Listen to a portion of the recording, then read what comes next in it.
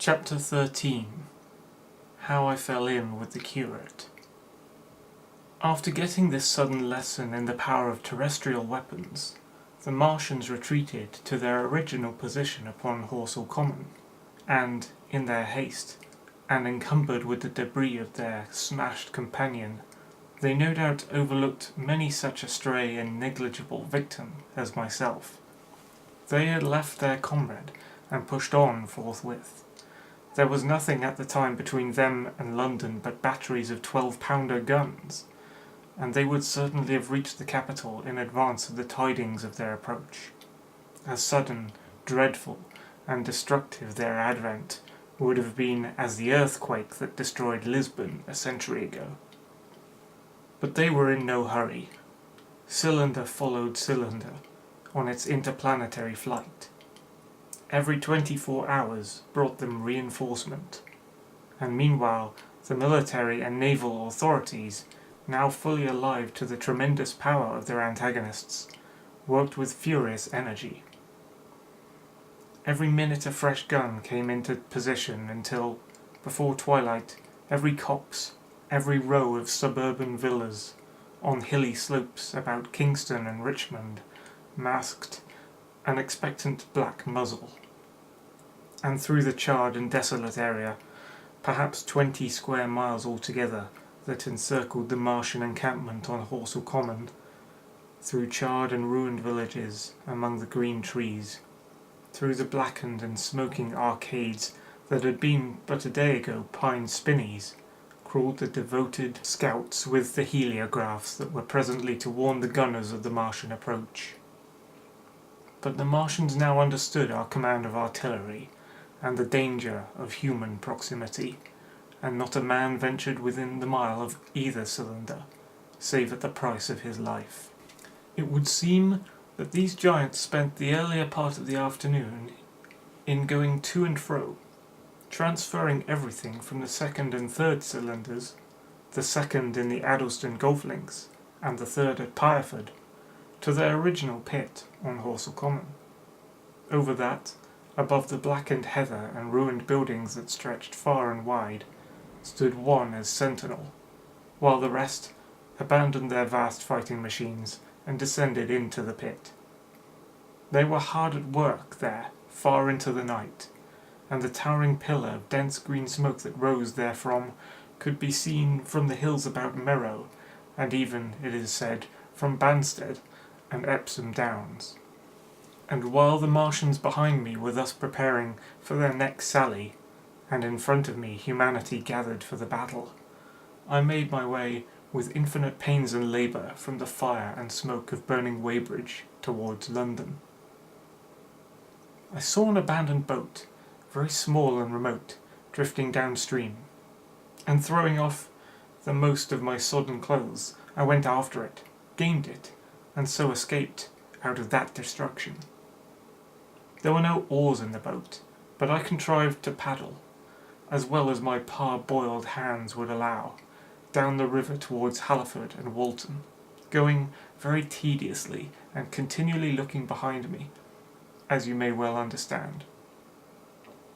I followed the river because I considered that the water gave me the best chance of escape should these giants return. The hot water from the Martians' overthrow drifted downstream with me, so that for the most part of the mile I could see little of either bank. Once, however, I made out a string of black figures hurrying across the meadows from the direction of Weybridge. Halliford, it seemed, was deserted, and several of the houses facing the river were on fire. It was strange to see the place quite tranquil, quite desolate under the hot blue sky, with the smoke and little threads of flame going straight up into the heat of the afternoon. Never before had I seen houses burning without the accompaniment of an obstructive crowd. A little farther on, the dry reeds up the bank were smoking and glowing, and a line of fire inland was marching steadily across a late field of hay. For a long time I drifted, so painful and weary was I after the violence I had been through, and so intense the heat upon the water. Then my fears got the better of me again, and I resumed my paddling. The sun scorched my bare back. At last, as the bridge at Walton was coming into sight around the bend, my fever and faintness overcame my fears, and I landed on the Middlesex bank and lay down, deadly sick, amid the long grass. I suppose the time was then about 4 or 5 o'clock. I got up presently, walked perhaps half a mile without meeting a soul, and then lay down again, in the shadow of a hedge. I seem to remember talking wonderingly to myself during that last spurt. I was also very thirsty, and bitterly regretful I had drunk no more water. It is a curious thing that I felt angry with my wife. I cannot account for it, but my impotent desire to reach Leatherhead worried me excessively. I do not clearly remember the arrival of the curate, so that probably I dozed. I became aware of him as a seated figure in soot-smudged shirt sleeves, and with his upturned, clean-shaven face staring at a faint flickering that danced over the sky. The sky was what was called a mackerel sky, rows and rows of faint down plumes of cloud, just tinted with the midsummer sunset. I sat up, and at the rustle of my motion, he looked at me quickly. "Have you any water?" I asked abruptly. He shook his head. "You have been asking for water for the last hour," he said. For a moment we were silent, taking stock of each other. I dare say he found me a strange enough figure, naked, save for my water-soaked trousers and socks, scalded, and my face and shoulders blackened by the smoke. His face was a fair weakness. His chin retreated, and his hair lay in crisp, almost flaxen curls on his low forehead. His eyes were rather large, pale blue, and blankly staring. He spoke abruptly, looking vacantly away from me. "What does it mean?" he said. "What do these things mean?" I stared at him and made no answer. He extended a thin white hand and spoke in almost a complaining tone. "Why are these things permitted? What sins have we done? The morning service was over, I was walking through the roads to clear my brain for the afternoon, and then fire, earthquake, death, as if it were Sodom and Gomorrah, all our work undone, all the work. What are these Martians?" "What are we?" I answered, clearing my throat. He gripped his knees and turned to look at me again. For half a minute, perhaps, he stared silently. "I was walking through the roads to clear my brain," he said, "and suddenly, fire, earthquake, death." He relapsed into silence, with his chin now sunken, almost to his knees. Presently he began waving his hand. "All the work, all the Sunday schools, what have we done? What has Weybridge done? Everything gone, everything destroyed. The church, we rebuilt it only 3 years ago. Gone, swept out of existence. Why?" Another pause, and he broke out again like one demented. "The smoke of her burning goeth up for ever and ever," he shouted. His eyes flamed, and he pointed a lean finger in the direction of Weybridge. By this time I was beginning to take his measure. The tremendous tragedy in which he had been involved, it was evident he was a fugitive from Weybridge, had driven him to the very verge of his reason. "Are we far from Sunbury?" I said, in a matter-of-fact tone. "What are we to do?" he asked. "Are these creatures everywhere? Has the earth given over to them? Are we far from Sunbury? Only this morning I officiated at early celebration." "Things have changed," I said quietly. "You must keep your head. There's still hope." "Hope?" Yes, plentiful hope for all this destruction." I began to explain my view of our position. He listened at first, but as I went on the interest dawning in his eyes gave place to their former stare, and his regard wandered from me. This must be the beginning of the end, he said, interrupting me. The end, the great and terrible day of the Lord, when men shall call upon the mountains and the rocks to fall upon them and hide them from the face of him that sitteth upon the throne. I began to understand the position. I ceased my laboured reasoning, struggled to my feet, and, standing over him, laid my hand on his shoulder. Be a man, said I. You are scared out of your wits. What good is religion if it collapses under calamity? Think of what earthquakes and floods, wars and volcanoes have done before to men. Did you think God had exempted Weybridge? He's not an insurance agent. For a time he sat in blank silence.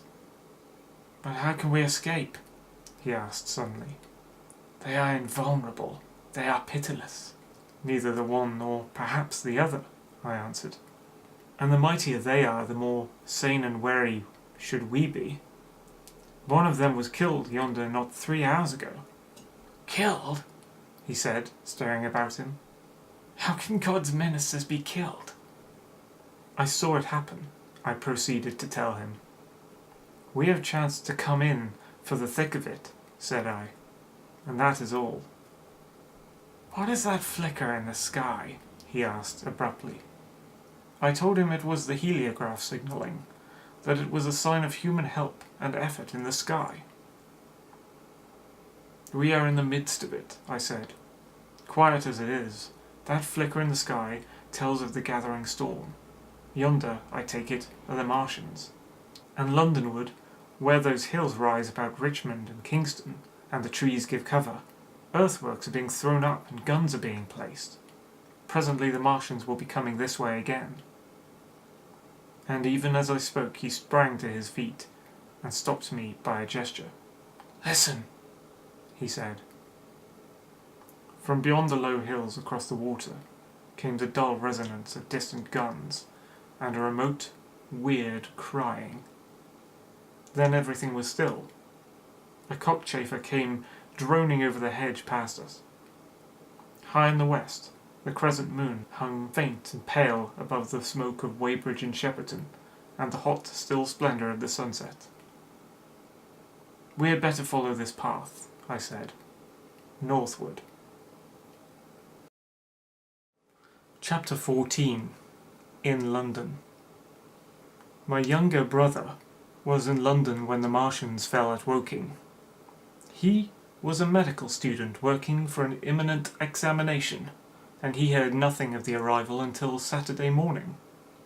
The morning papers on Saturday contained, in addition to lengthy special articles on the planet Mars, on life in the planets and so forth, a brief and vaguely worded telegram, all the more striking for its brevity. The Martians, alarmed by the approach of a crowd, had killed a number of people with a quick-firing gun, so the story ran. The telegram concluded with the words, "Formidable as they seem to be, the Martians have not moved from the pit into which they have fallen, and indeed seem incapable of doing so. Probably this is due to the relative strength of the Earth's gravitational energy." On that last text, their leader writer expanded very comfortingly. Of course, all the students in the crammer's biology class, to which my brother went that day, were intensely interested, but there were no signs of any unusual excitement in the streets. The afternoon papers puffed scraps of news under big headlines. They had nothing to tell beyond the movements of troops about the common, and the burning of the pine woods between Woking and Weybridge, until 8. Then the St. James's Gazette, in an extra special edition, announced the bare fact of the interruption of telegraphic communication. This was thought to be due to the falling of burning pine trees across the line. Nothing more of the fighting was known that night, the night of my drive to Leatherhead and back. My brother felt no anxiety about this, as he knew from the description in the papers that the cylinder was a good 2 miles from my house. He made up his mind to run down that night to me in order, as he says, to see the things before they were killed. He dispatched a telegram, which never reached me, about 4 o'clock, and spent the evening at a music hall. In London also on Saturday night there was a thunderstorm, and my brother reached Waterloo in a cab. On the platform from which the midnight train usually starts, he learned, after some waiting, that an accident prevented trains from reaching Woking that night. The nature of the accident he could not ascertain. Indeed, the railway authorities did not clearly know at the time.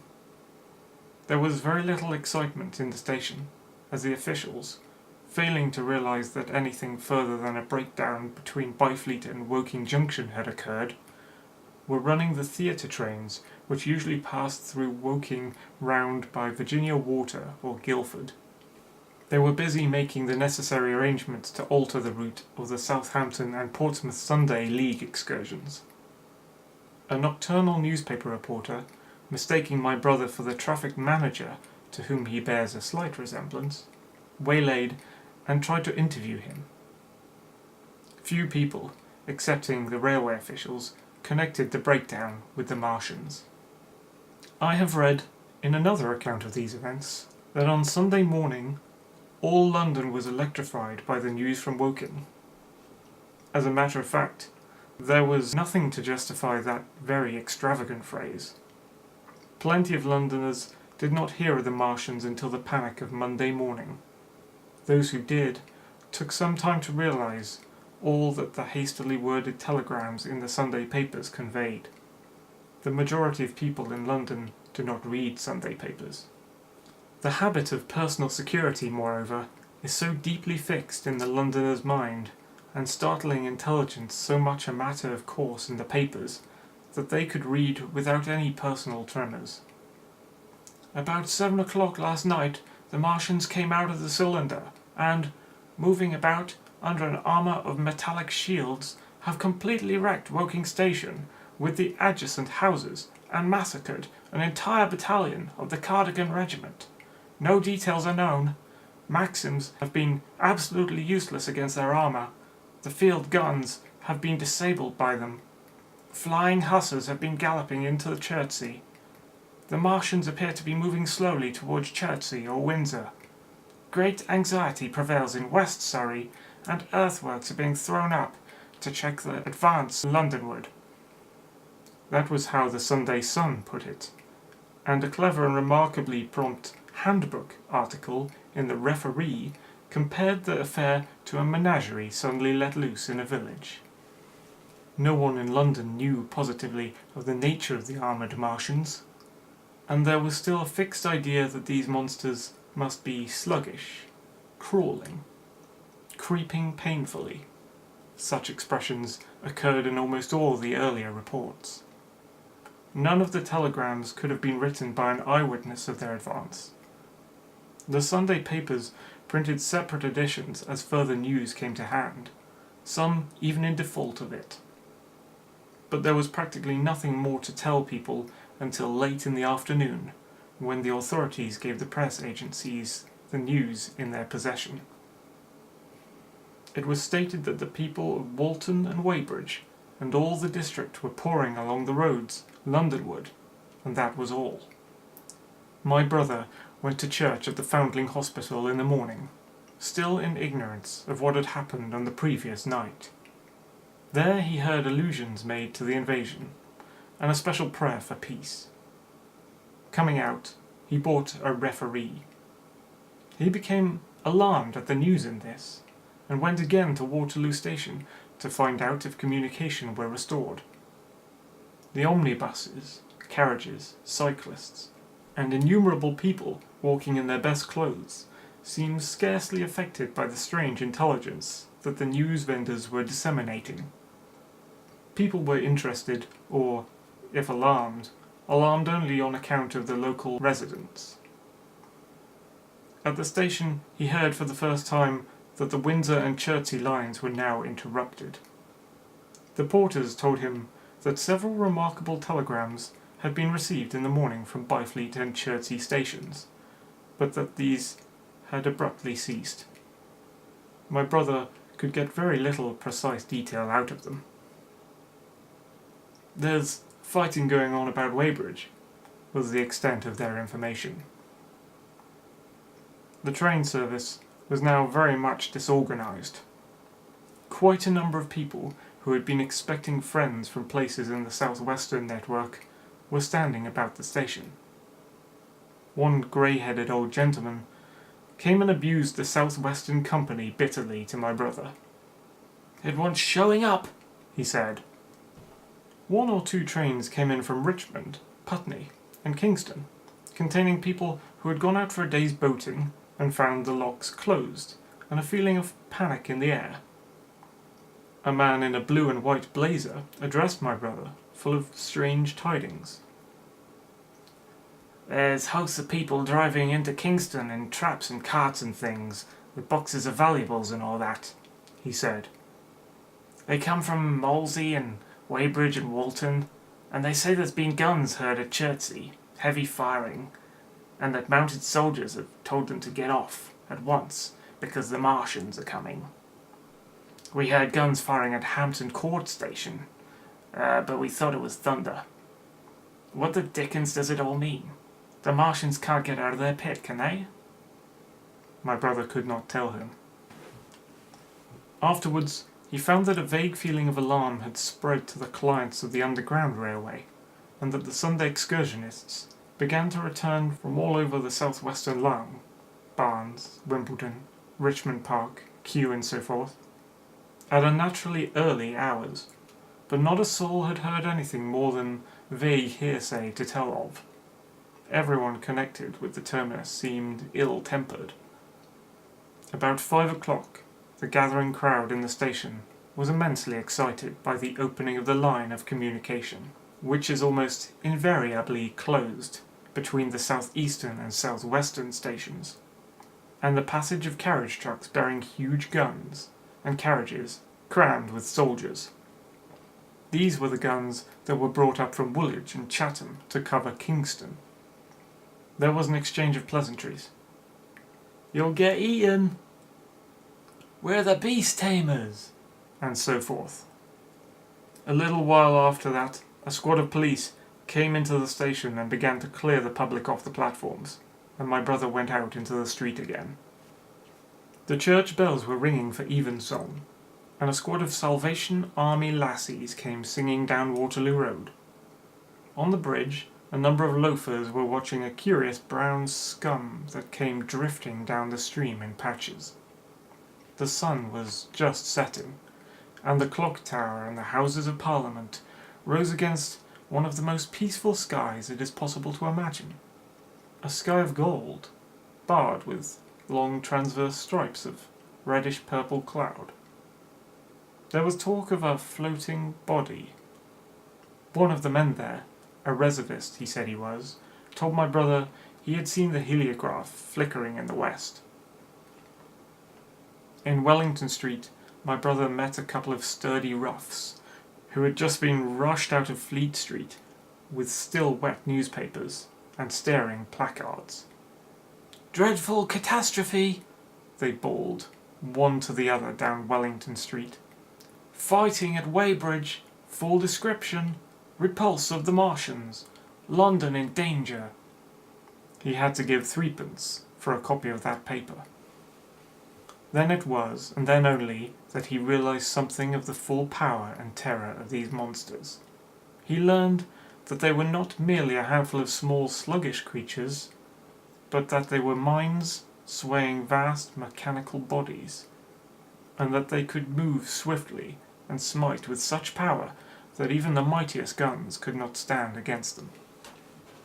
They were described as vast spider-like machines, nearly 100 feet high, capable of the speed of an express train, and able to shoot out a beam of intense heat.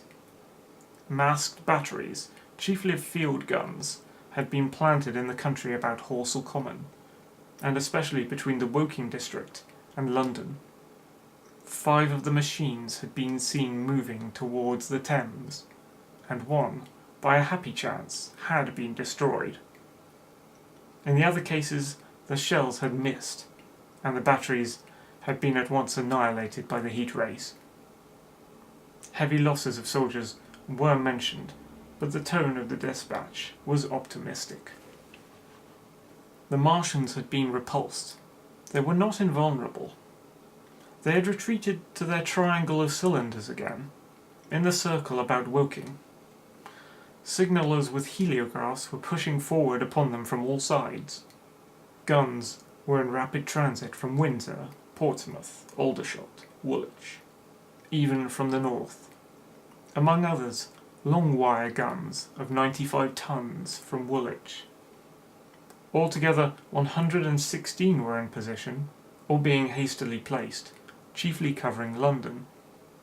Never before in England had there been such a vast or rapid concentration of military material. Any further cylinders that fell, it was hoped, could be destroyed at once by high explosives, which were being rapidly manufactured and distributed. No doubt, ran the report, the situation was of the strangest and gravest description, but the public was exhorted to avoid and discourage panic.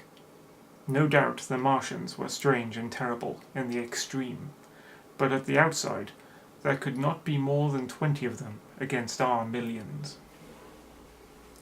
The authorities had reason to suppose, from the size of the cylinders, that at the outside there could not be more than 5 in each cylinder, 15 altogether, and one at least was disposed of, perhaps more. The public would be fairly warned of the approach of danger, and elaborate measures were being taken for the protection of the people in the threatened southwestern suburbs. And so, with reiterated assurances of the safety of London and the ability of the authorities to cope with the difficulty, this quasi-proclamation closed. This was printed in enormous type on paper so fresh that it was still wet, and there had been no time to add word of comment.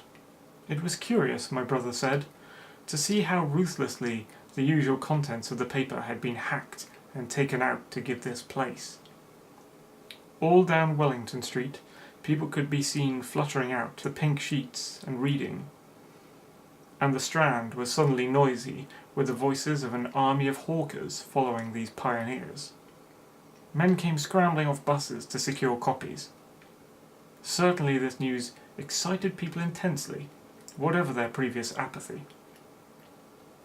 The shutters of the map shop in the Strand were being taken down, my brother said, and a man in his Sunday raiment, lemon-yellow gloves even, was visible inside the window hastily fastening maps of Surrey to the glass.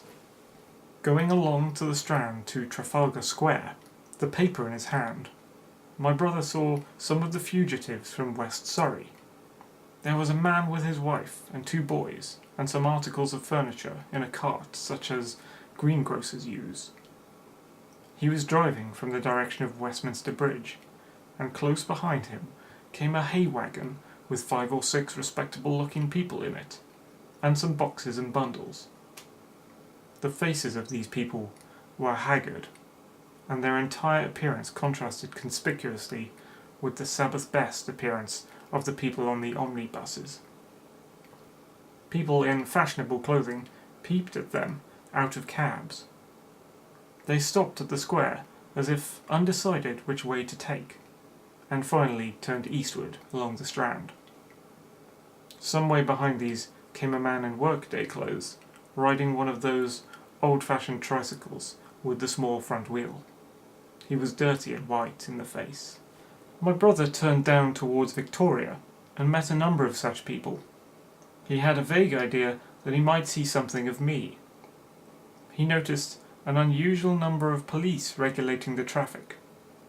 Some of the refugees were exchanging news with the people on the omnibuses. One was professing to have seen the Martians. "Boilers on stilts, I tell ya, striding along like men."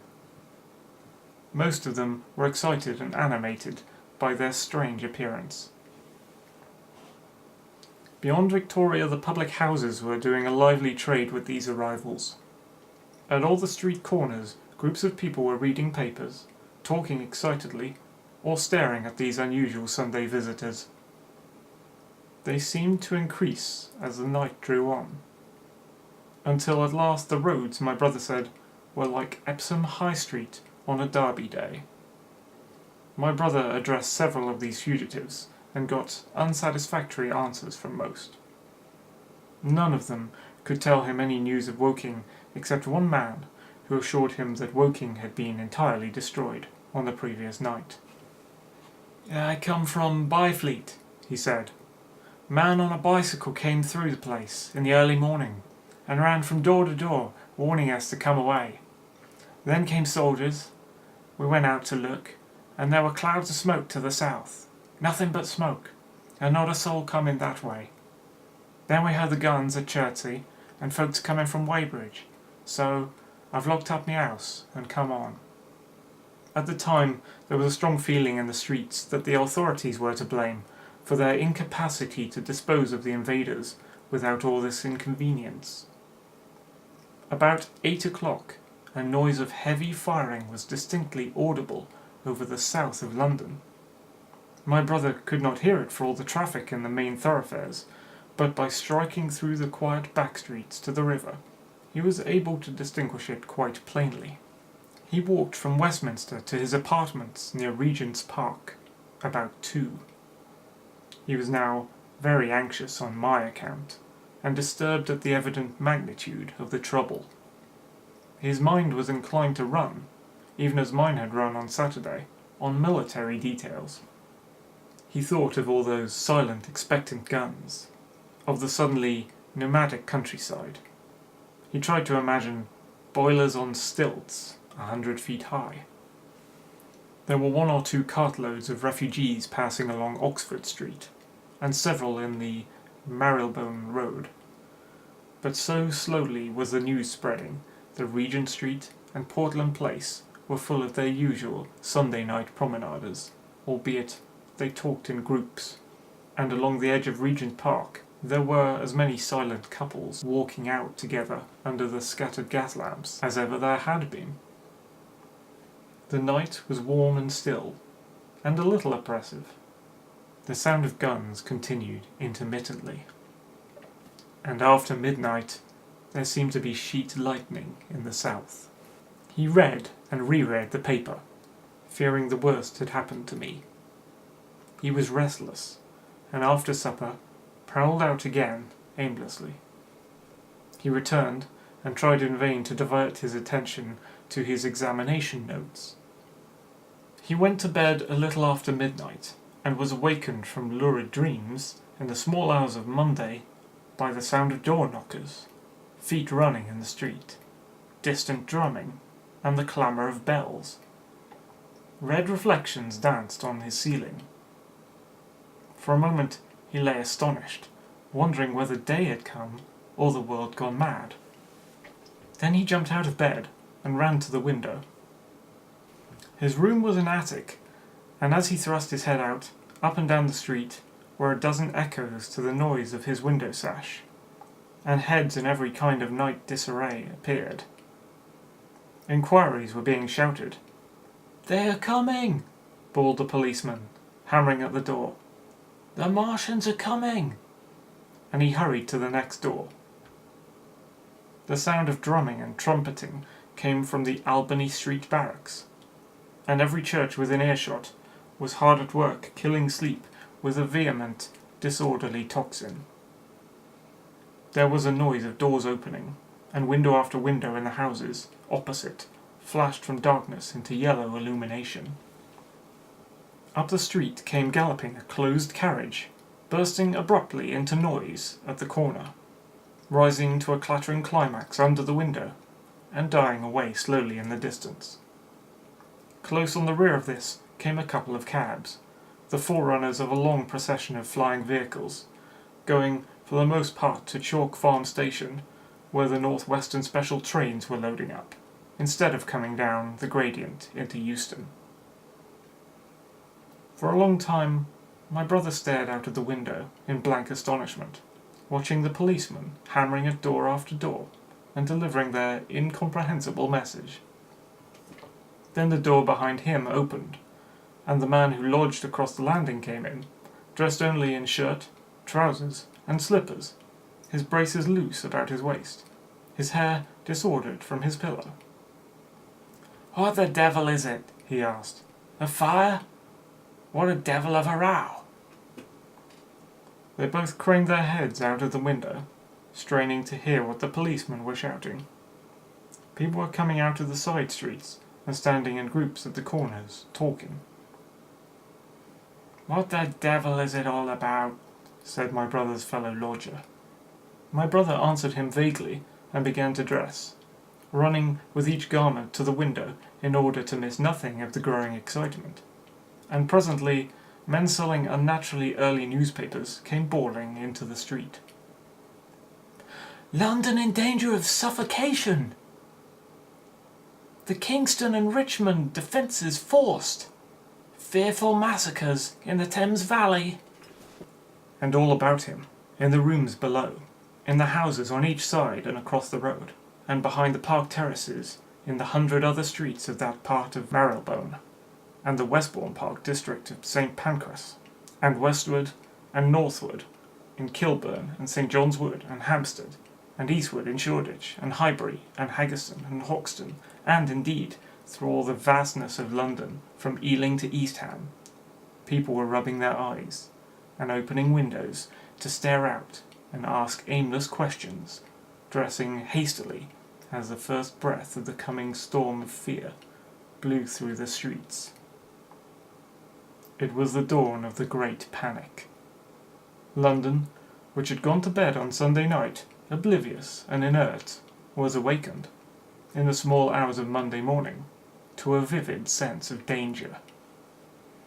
Unable from his window to learn what was happening, my brother went down and out into the street, just as the sky between the parapets of the houses grew pink with the early dawn. The flying people on foot and in vehicles grew more numerous every moment. "Black smoke!" he heard people crying, and again, "Black smoke!" The contagion of such a unanimous fear was inevitable. As my brother hesitated on the doorstep, he saw another newsvendor approaching and got a paper forthwith. The man was running away with the rest and selling his papers for $1 each as he ran, a grotesque mingling of profit and panic. And from this paper my brother read that catastrophic dispatch of the Commander-in-Chief.